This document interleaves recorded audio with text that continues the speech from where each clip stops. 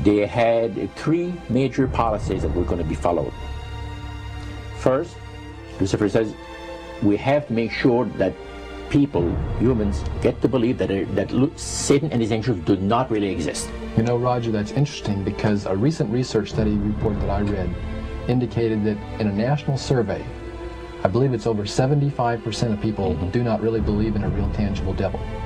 But there is one. Oh, yeah. Oh, the next thing, the three parts policy that they had adopted there, the second one was to find a way of being able to get total control of people's minds.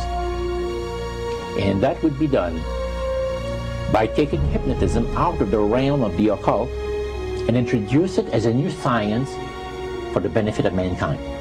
They felt that by taking hypnotism out of the realm of the occult and introducing it as a new science for the benefit of mankind, they could then use people of great renown, educators, people of capacity, that would do great things, such as supposedly regress people in time to former lives that they had.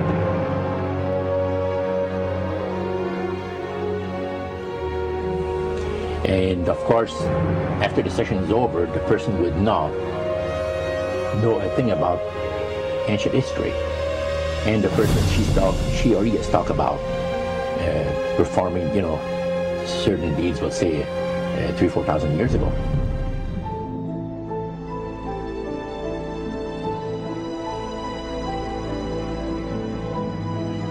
But this was their strategy. Now, what this would do for the thing is this, that it would create in the minds of the general public, solidly set in the mind of the general public, an unwavering trust in that great deception. So now this would be a way of de-Christianizing the Western world through the avenue of mysticism.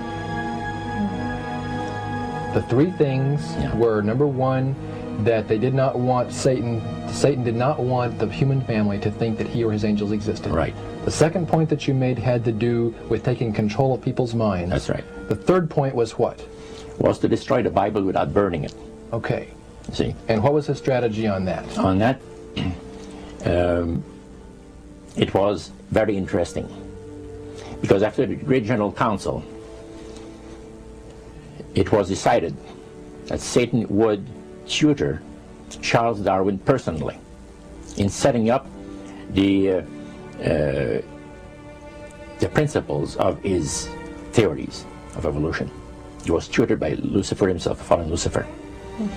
And at that time, it was understood, Satan and his spirit counselors understood, that if a person was led to believe in the theory of evolution, it would, in his life, destroy completely the creation week of the Bible, the fall of man, and the plan of redemption. It would do away with it. Anyone that teaches a theory of evolution is considered to be a minister of a great religious system.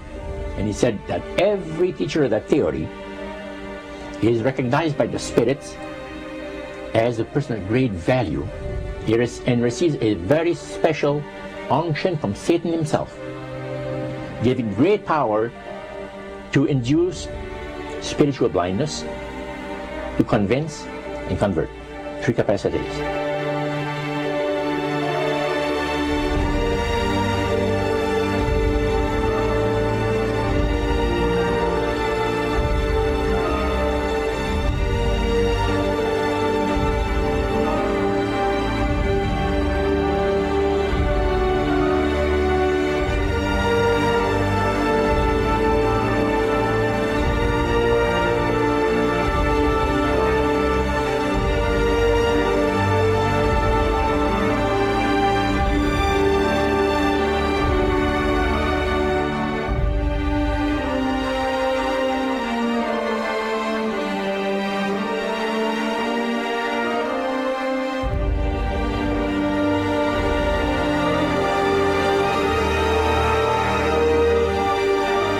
This is the grain plane, the master's grain plane. for harvesting the nations, for harvesting the multitudes of the earth into his cause, just before the close of the great controversy between the forces of good and evil. It's going to be done in a unique manner.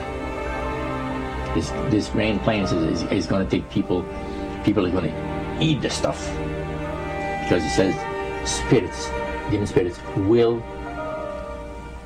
declare themselves to be inhabitants of far distant planets in the galaxies that are coming to warn the inhabitants of planet Earth of the impending destruction of the planet unless something seriously proper is done to avoid it.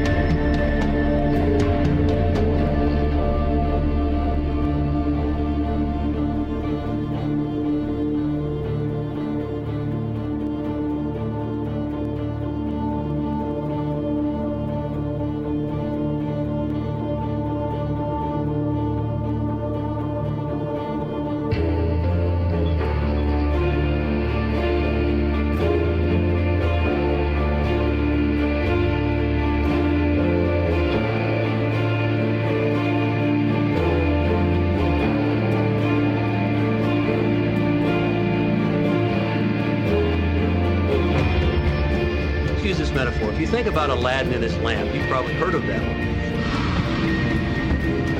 The genie always says one thing. Your wish is my command. You know, the universe is this great genie, and your conscious mind is Aladdin. It formulates the intention of what you choose for your life.